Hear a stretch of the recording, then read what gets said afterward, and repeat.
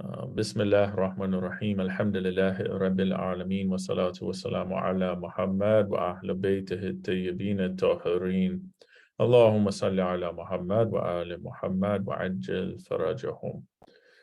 Okay, we left off, we finished the chapter about lying, and now we start our chapter about the 18th greater sin, false oath. He says, according to the traditions, false oath belongs to the category of greater sins. False swearing is a greater sin, as mentioned in authentic narration of Shah Abdul Azim, and also in the tradition of Imam Rida alayhi salam. There's a report from Imam Sadiq in Tuhaf al-Uqul that says false swearing causes destruction of the faith. According to traditions, a person who conveys a false report or oath will be sunk in depravity and will be surrounded by hellfire. The traditions state that false oaths destroy a person's faith, just as a sharp blade removes hair from the body. To swear by Allah to convey a falsehood is particularly a detestable sin. So, making a false oath, swearing by Allah when you know that it is incorrect, because we are taking Allah's name on some falsehood, and this affects our faith and affects our hereafter. We have in Surah Al Imran, ayat 77, as for those who take a small price for the covenant of Allah and their own oaths, surely they shall have no portion in the hereafter. And Allah will not speak to them, nor will He look upon them on the day of resurrection, nor will He purify them, and they shall have a painful chastisement. So this verse is quoted by the sixth Imam, Imam Sadiq alayhi salam, to show that taking a false oath is one of the greater sins, because Allah promises punishment and hellfire for this sin. And we said that if a sin has hellfire as the punishment, then it's considered as a greater sin. In Al-Amali, it says that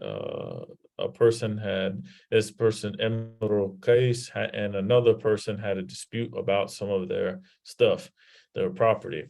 Both of them came to Rasulullah sallallahu alaihi wasallam, and he asked the one man, Emrul Qais, can you give me two just witnesses to prove your claim?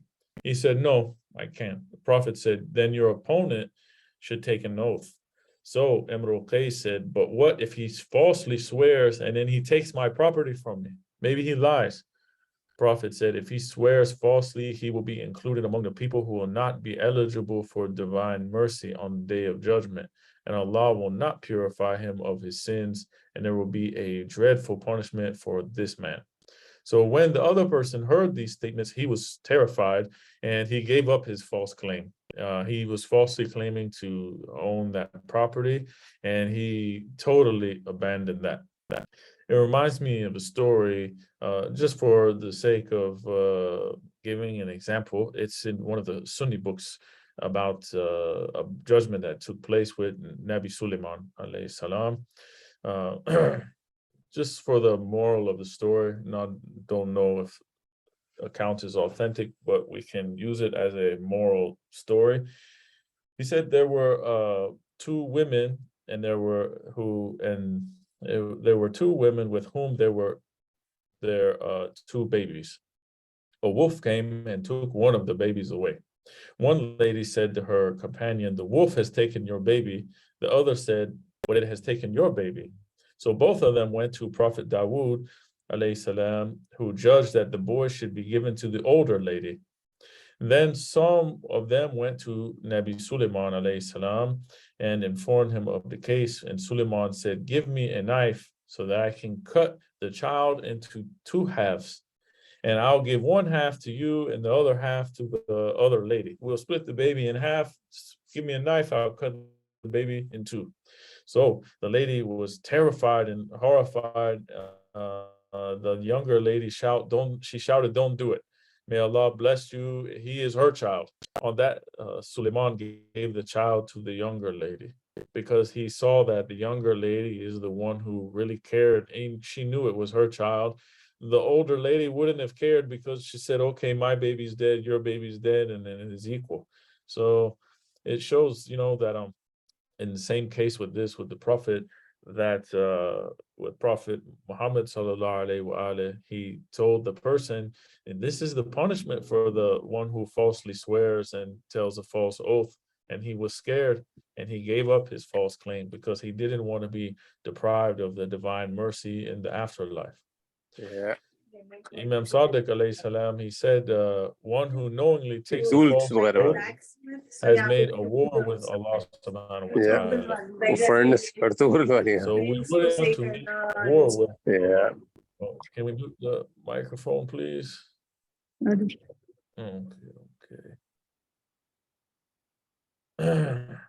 Okay, if we knowingly take a false oath, it's like we have made war with Allah subhanahu wa ta'ala.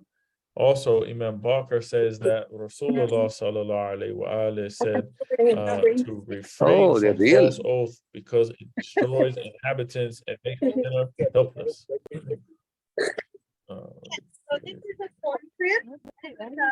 They do have real sheeps. So we see here that the Prophet says that the false oath destroys the people and it makes the sinner helpless. According to other narrations, we see that the false oath cuts the relations, and these are some sins that can cause actually destruction of cities and towns. We've in narration it says that some towns and cities were totally annihilated because they used to take false oaths. Imam Sadiq alayhi salam, he says, one who swears falsely becomes poor within 40 nights. So a lot of times we wonder why we're not moving forward, but many times we are the ones holding ourselves back. We need to remove these obstacles that are blocking our blessings or blocking our dua from being accepted, blocking us from moving forward, because we're fooling ourselves if we are praying and fasting and at the same time we're not keeping our word, not fulfilling our promises, we're lying, amongst other things.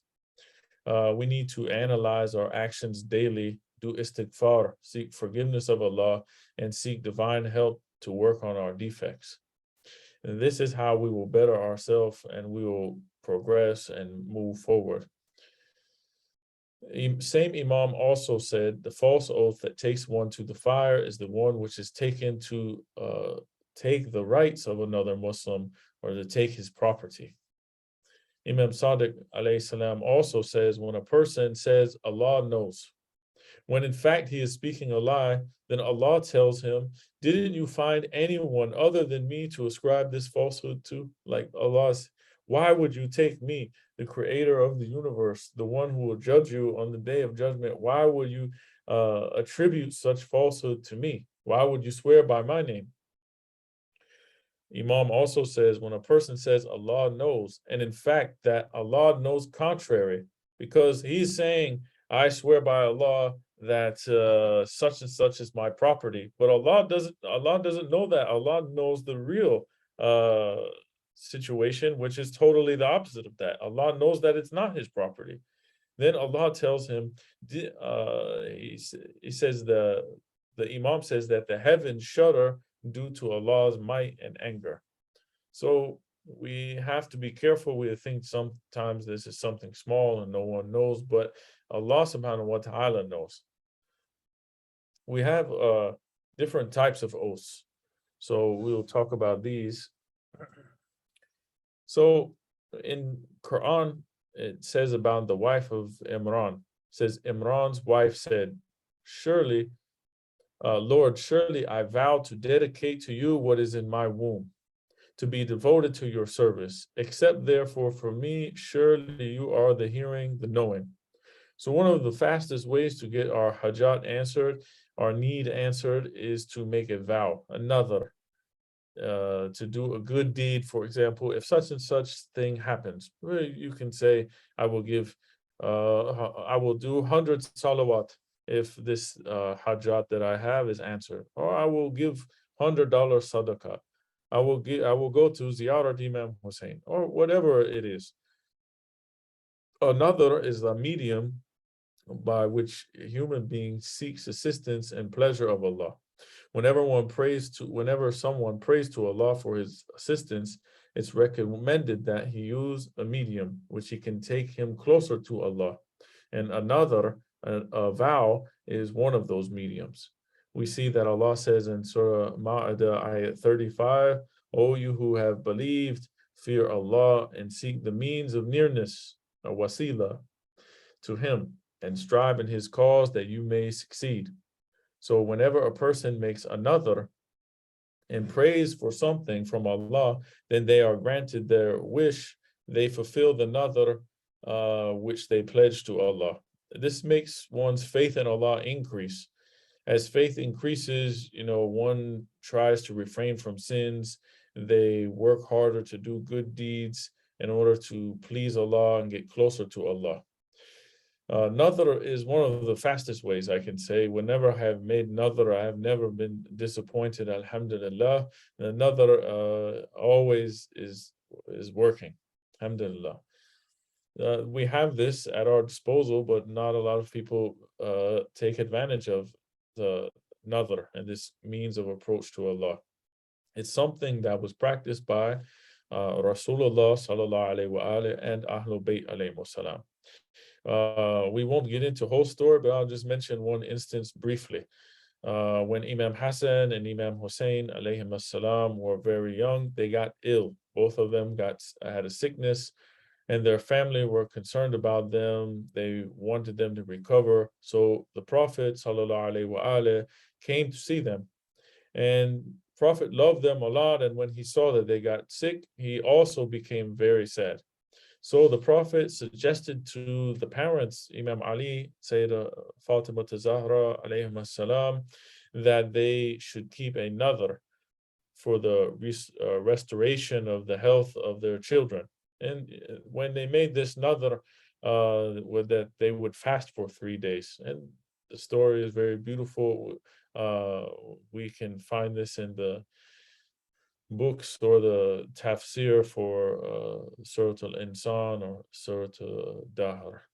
So this is one of the ways that's practiced by Ahlul Bayt alayhim salam. So when one makes a vow, a nadr, or an oath, or a swearing, these things, ahd and qasam, we'll mention these and we'll talk about what they are. They are making something wajib on themselves that previously was not wajib. For example, I say that if Allah heals my child, I will fast for 3 days. This fasting was not wajib on me to do. But now that I have made this vow, when this action happens, that Allah heals my child, I have made those days of fasting wajib on myself. So this is what the vow does. And there are different types of vows, oaths, swearings, and they all have their different rules and things to them, but we'll mention a few of them briefly here. So the first is ahd. Ahd is an oath that is one-sided. It is between you and Allah. You swear to do a good deed if you commit a certain action. For example, you say, if I tell a lie, I will feed 10 poor people, or I will fast for 3 days, for example, something like this. It's one-sided. You do an action and you say that if I do this action, I will do such and such. Secondly is nadr. Nadr is an oath which is two-sided. It is between you and Allah, but it is where you swear to Allah to do something if He fulfills something for you. So if Allah does something for you, you will do an action.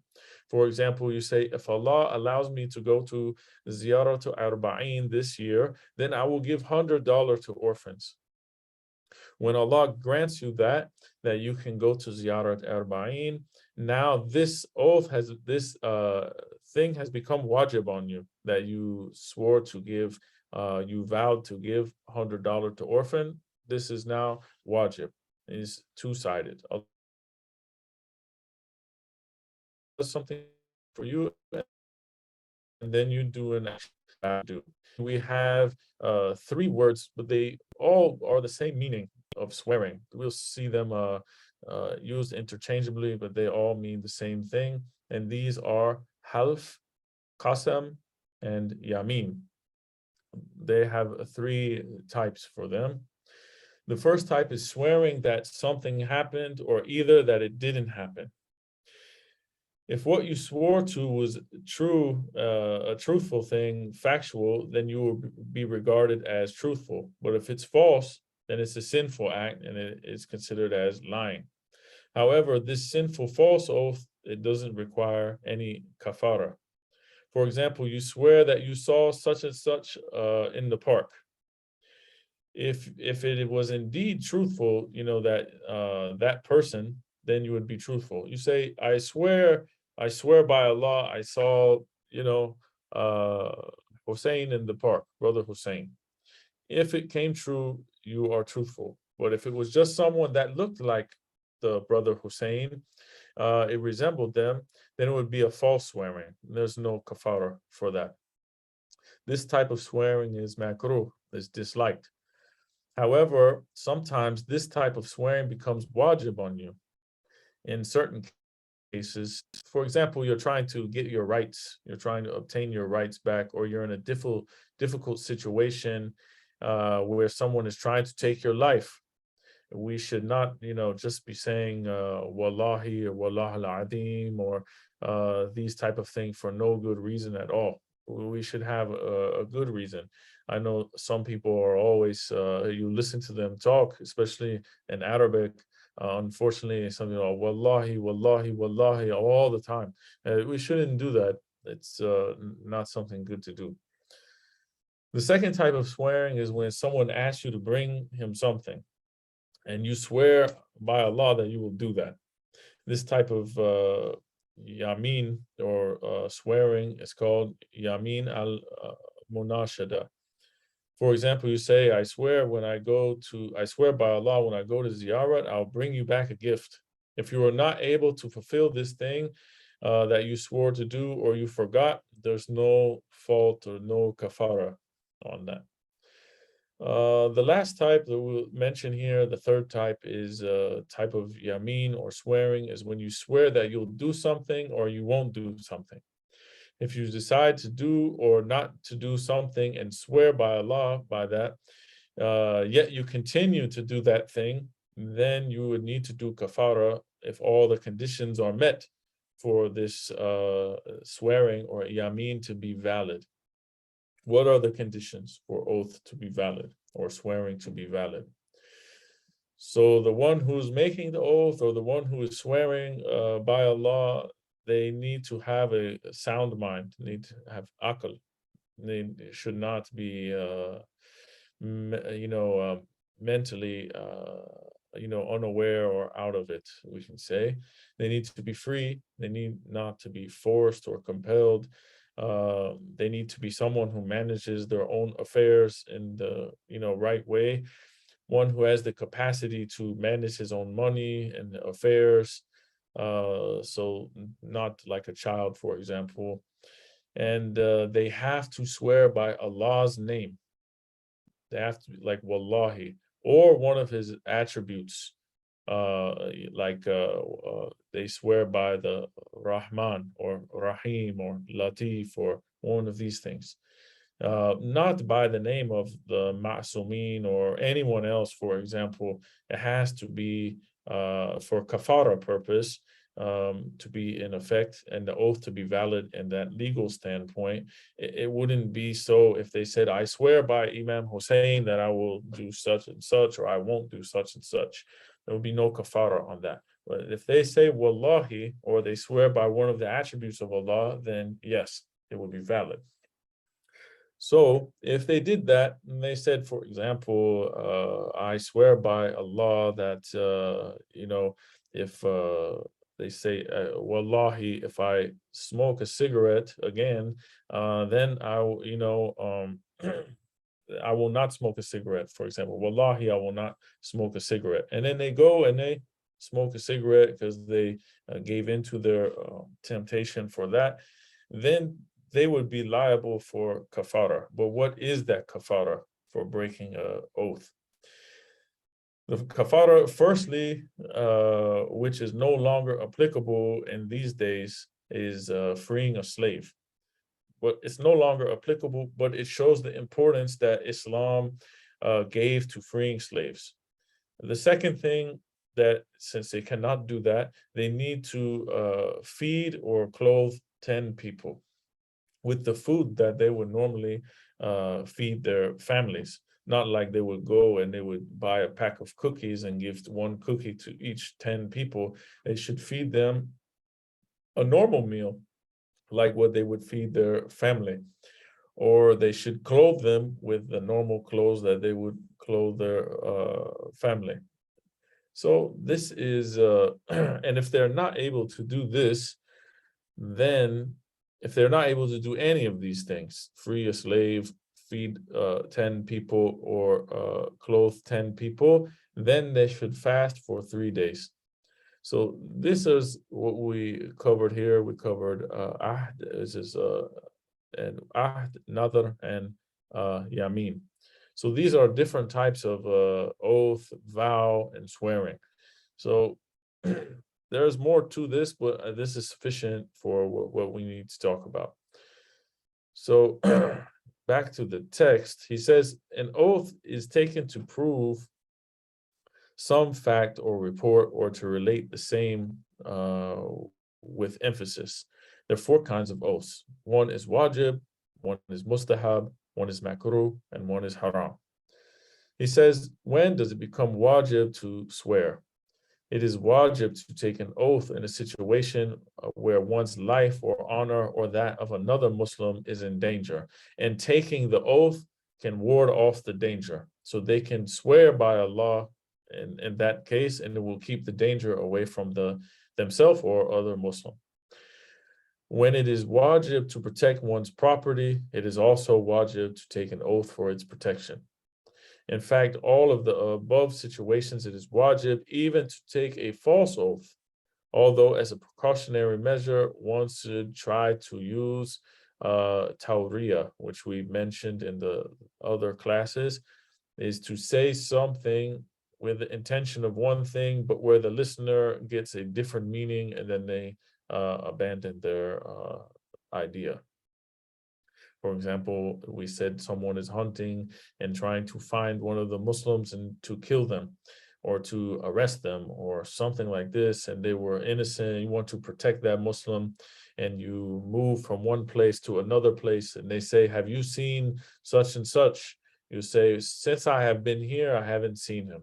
But maybe you saw him standing here, but you moved to the other place, and you mean, since I have been standing in this exact spot, I have not seen him. But what they gather from that is that you just haven't seen him at all since you've been outside.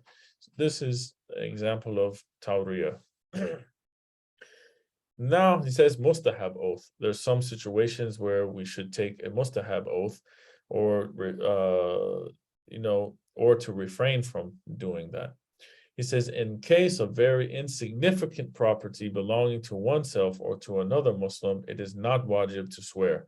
So in one case, you swear because maybe they will lose something significant, which will cause the loss of their job, their income, their house, their savings, all of their money. This is when it becomes wajib. But if it is something insignificant, let's say it is $5, and this is $5 is not going to hurt that person, then it's not wajib to swear, and it's mustahab, not to swear in that case. He said property that is usually considered insignificant is worth 30 dirhams or less, and this is considered by urf. So what we would say in our society, we could say, for example, what is considered like not a big deal as maybe is $20 or $50. It can all depend on, society, what they consider as insignificant. What do they consider as a lot of money? What do they consider as, something small? It depends, and it varies from person to person. Maybe one person has hundreds of thousands of dollars, and $1,000 is insignificant to them. It is like $10 to us.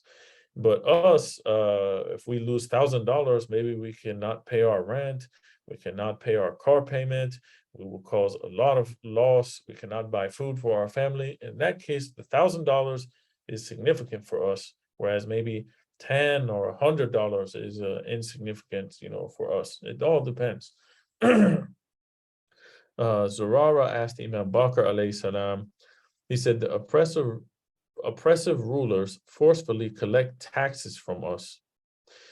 Can we swear falsely that we have nothing to give tax on when it is not possible to save our money without falsely swearing? So they're saying that the tax collectors are coming around, the government is coming around, and they are trying to tax us very high and trying to take almost all of our money, and we have nothing left for ourselves because they want to take everything for them. In this case, can we protect our money by not giving it to the oppressive rulers because they are using this money in a bad way also? Can we do that? Can we falsely swear that we don't have any money to tax and this type of stuff? Imam told him to take such an oath. Such oaths are more sweet than dates and butter. So this is in a way that you're protecting your money and you're not giving that money to the unjust government who will then use that money to oppress other Muslims. He said, however, if the property is not worth much, especially if its value is less than 30 dirhams, then it is mustahab not to swear falsely, even if it may be necessary to save oneself from the oppressor. So as I said, this is relative to the person's situation and what they consider as significant and insignificant. Imam Sadiq alayhi salam quoted from Rasulullah sallallahu alayhi wa alayhi that respecting the greatness of Allah, if one refrains from swearing, Allah will give him much better than whatever he has lost. So if he considers respecting the honor and the greatness of Allah, that he would not falsely swear, or he refrains from swearing at all, then even if he loses something due to his honoring and respecting the sacredness of swearing on Allah's name, Allah will replace what he has lost and give him something better than that. Imam Sadiq alayhi salam says, if there is a claim against you regarding some property, and the claimant does not have any right upon you, and desires to make you take an oath, then if the claim is for something worth less than 30 dirhams, hand it over to him and don't take an oath.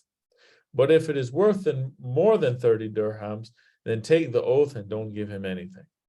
So we see here that Imam says, if it's something small and it's not going to hurt you, it's insignificant, then don't even swear on Allah's name. Even you're right, just give it to him and respect the name of Allah, basically, by not swearing, and if it won't hurt you or harm you. But if it is more than this amount and it is considered something significant to you, then you should take the oath and don't give him anything.